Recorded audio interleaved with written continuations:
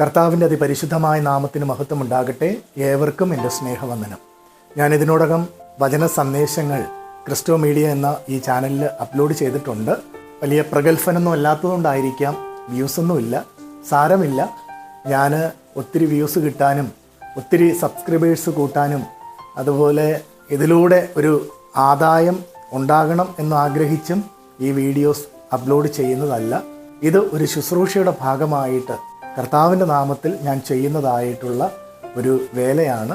ഇന്ന് പ്രഗത്ഭരായിട്ടുള്ള ആൾക്കാരുടെ പ്രസംഗം കേൾക്കാനും ആരാധനകൾക്ക് പങ്കെടുക്കാനുമാണ് ആൾക്കാർക്ക് ഇഷ്ടം. കാരണം അവിടെ ഈ വചനമല്ല പറയുന്നത്, മറിച്ച് വീട്ടിൽ നടക്കുന്നതായ കാര്യങ്ങൾ, നാട്ടിൽ നടക്കുന്നതായ കാര്യങ്ങൾ, പിന്നെ കുറേ തമാശ, അവരെ രസിപ്പിക്കുന്ന വിധത്തിൽ ഓരോ കാര്യങ്ങളൊക്കെ പറഞ്ഞ് സമയം തള്ളി നീക്കുമ്പോഴാണ് ആൾക്കാർക്ക് അത് വലിയ ഒരു പ്രസംഗമായിട്ടും ശരിക്കും ഇതാണ് ഒരു ആത്മീയ കൂട്ടായ്മ എന്ന ആ ഒരു ചിന്തയൊക്കെ അവർക്ക് വരുന്നത്. എന്നാൽ അത് തെറ്റാണ്. ദൈവവചനം സത്യസന്ധമായിട്ട് വേദപുസ്തകത്തിൽ നിന്നും എടുത്തു പറയുന്നതായ ആൾക്കാരുടെ പ്രസംഗം നിങ്ങൾ കേൾക്കണം. പൊട്ടച്ചൽ, കളിവാക്ക്, തമാശകൾ ഇതൊക്കെ പറഞ്ഞ് വചന സന്ദേശം എന്നുള്ളതായ പേരിൽ സമയത്തെ വെറുതെ മുന്നോട്ട് കൊണ്ടുപോകുന്നവരുടേതായ മുമ്പിൽ പോയിരിക്കുന്നതിനേക്കാളും ദൈവത്തിൻ്റെ വചനത്തിൽ നിന്നും ഉള്ളതുപോലെ പറയുന്നതായ വ്യക്തികളുടെ സന്ദേശങ്ങൾ കേൾക്കുവാനും അതിലുള്ള ആത്മീയ മർമ്മങ്ങളെ മനസ്സിലാക്കുവാനും ജീവിതങ്ങളെ ചിട്ടപ്പെടുത്തുന്നതിനെല്ലാം നിങ്ങൾ താല്പര്യം കാണിക്കണം.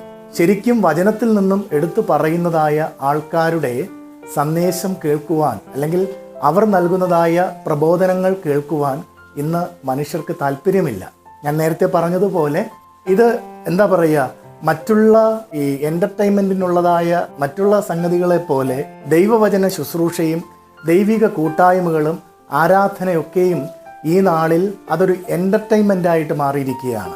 അതിനകത്ത് ആൾക്കാരെ രസിപ്പിക്കുന്ന സംഗതികൾ ആഡ് ചെയ്തില്ല എങ്കിൽ ആൾക്കാർക്ക് ആ കൂട്ടായ്മകളിലൊക്കെ പോയി പങ്കെടുക്കാനായിട്ട് താല്പര്യമില്ലാത്ത ഒരു കാലഘട്ടത്തിലാണ്. ആയതിനാൽ പലരും അത് മനസ്സിലാക്കിയിട്ട് മുതലെടുക്കുകയാണ് ചെയ്യുന്നത്. അതിനാൽ എന്നെ കേൾക്കുന്ന പ്രിയ ദൈവമക്കളെ, ശരിക്കും ദൈവവചനം പറഞ്ഞു തരുന്ന, അല്ലെങ്കിൽ ദൈവവചനത്തിൽ നിന്നും നിങ്ങളെ പഠിപ്പിക്കുന്നവരുടേതായ സന്ദേശങ്ങൾ നിങ്ങൾ കേൾക്കുക. അത് ശരിയാണോ എന്നുള്ളത് നിങ്ങൾ വേദപുസ്തകം വായിച്ച് മനസ്സിലാക്കി ഉറപ്പിക്കുക. അത് സത്യമാണെന്ന് നിങ്ങൾക്ക് ബോധ്യമായാൽ ദൈവത്തിൽ നിന്നുള്ളതായ സഹായവും അനുഗ്രഹങ്ങളും നിങ്ങൾക്കും നിങ്ങളുടെ തലമുറയ്ക്കും ലഭിക്കുവാൻ ഇടയായിത്തീരും. അല്പസമയം നമുക്ക് ദൈവവചനത്തിൽ നിന്നും ചിന്തിക്കാം. ഇന്ന് നിങ്ങളുമായി പങ്കുവയ്ക്കുവാൻ ഞാൻ ആഗ്രഹിക്കുന്ന ദൈവവചനം യെശയ്യാ പ്രവാചകന്റെ പുസ്തകം 42 അധ്യായം 3-4 വചനങ്ങൾ. ചതഞ്ഞ ഓട അവൻ ഒടിച്ചു കളകയില്ല, പുകയുന്ന തിരി കെടുത്തു കളകയില്ല. അവൻ സത്യത്തോടെ ന്യായം പ്രസ്താവിക്കും, ഭൂമിയിൽ ന്യായം സ്ഥാപിക്കും വരെ അവൻ തളരുകയില്ല, അധൈര്യപ്പെടുകയുമില്ല. അവൻ്റെ ഉപദേശത്തിനായി ദ്വീപുകൾ കാത്തിരിക്കുന്നു. ഒരു പട്ടണത്തിൽ പഴയ ഒരു ദേവാലയം സ്ഥിതി ചെയ്തിരുന്നു. ആ ദേവാലയത്തെ മനോഹരമാക്കി തീർത്തത് അതിൻ്റെ മുൻഭാഗത്തുള്ള ഒരു വലിയ സ്ഫടിക ജനലായിരുന്നു. ഏറ്റവും സമർത്ഥനായ ഒരു ചിത്രകാരൻ ആ ദേവാലയത്തിന് സമ്മാനമായി വരച്ചു കൊടുത്ത അതിമനോഹരമായ ഒരു ചിത്രം ആ കണ്ണാടിയിലുണ്ടായിരുന്നു. അനേക സ്ഥലങ്ങളിൽ നിന്നും ആ മനോഹര ചിത്രം കാണാനായി നിരവധി സന്ദർശകർ ഓരോ ദിവസവും അവിടേക്ക് വന്നുകൊണ്ടിരുന്നു. ഒരു ദിവസം ആ സ്ഥലത്ത് ശക്തിയേറിയ ഒരു കൊടുങ്കാറ്റടിക്കുകയും സ്ഫടിക കണ്ണാടി അതിൻ്റെ സ്ഥാനത്ത് നിന്ന് ഇളകി നിലം പതിക്കുകയും ചെയ്തു. അത് അനേക കഷണങ്ങളായി തകർന്നുപോയി. ദേവാലയത്തിൻ്റെ സൂക്ഷിപ്പുകാരൻ ആ സ്ഫടിക കഷ്ണങ്ങളെല്ലാം അടിച്ചു വാരി ഒരിടത്ത് സൂക്ഷിച്ചു വച്ചു.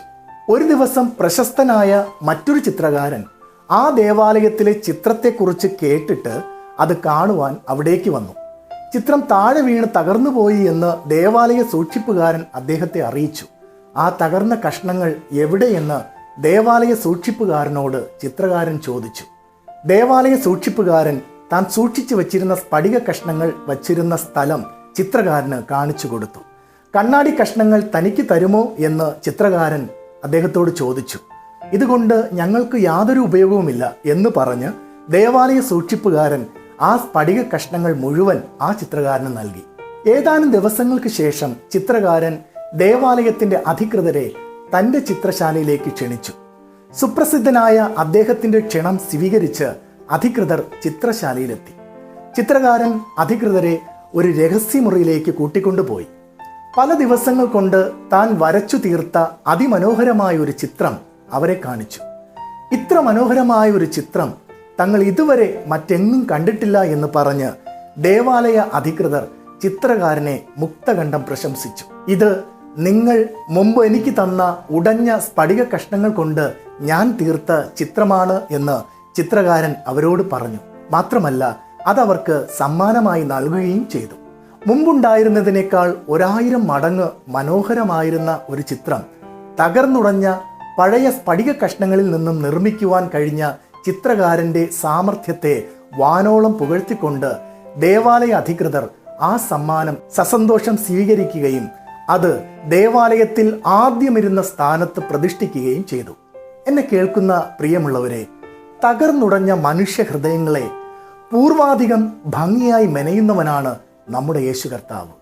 ഈ സന്ദേശം കേൾക്കുന്ന നിങ്ങൾ ആരെങ്കിലും ഏതെങ്കിലും വിഷയത്തിൽ ഹൃദയം തകർന്ന് നൊമ്പരം അടക്കി വയ്ക്കുവാൻ കഴിയാതെ കരയുമ്പോൾ, എൻ്റെ ജീവിതം ഇവിടെ അവസാനിച്ചു, ഇനി എനിക്കൊരു ജീവിതമില്ല, ഇനി എനിക്ക് പഴയതുപോലെ ആകാൻ കഴിയത്തില്ല എന്നോർത്ത് തളരുമ്പോൾ, നിന്റെ അവസ്ഥകളെ ഉള്ളതുപോലെ തിരിച്ചറിഞ്ഞ് നിന്നെ മാറോട് ചേർത്ത് പിടിക്കുന്ന ഒരു കർത്താവ് നിനക്കുണ്ട് എന്നുള്ളത് നീ മറന്നു പോകരുത്. അവിടുന്ന് നിന്റെ കണ്ണുനീര് തുടച്ച് ആശ്വസിപ്പിക്കുവാൻ മതിയായ ദൈവമാണ്. അവിടുന്ന് നിന്റെ അവസ്ഥകൾക്ക് മാറ്റം വരുത്തുവാൻ മതിയായവൻ. അതിനാൽ ഇനി നീ കരയരുത്.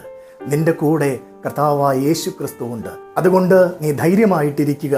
കർത്താവ് നിന്നെ താങ്ങുകയും നിന്റെ മനസ്സിൻ്റെ നൊമ്പരങ്ങളെ പൂർണ്ണമായിട്ട് അകറ്റി നിന്നെ ആശ്വസിപ്പിക്കുകയും പുതിയൊരു വഴി നിന്റെ മുമ്പിൽ കാണിച്ചു തന്ന് നിന്റെ തകർച്ചയിൽ നിന്നും കർത്താവ് നിന്നെ ഉയർത്തി മാനിച്ചനുഗ്രഹിക്കും. ദൈവം സഹായിക്കട്ടെ. ആമേൻ.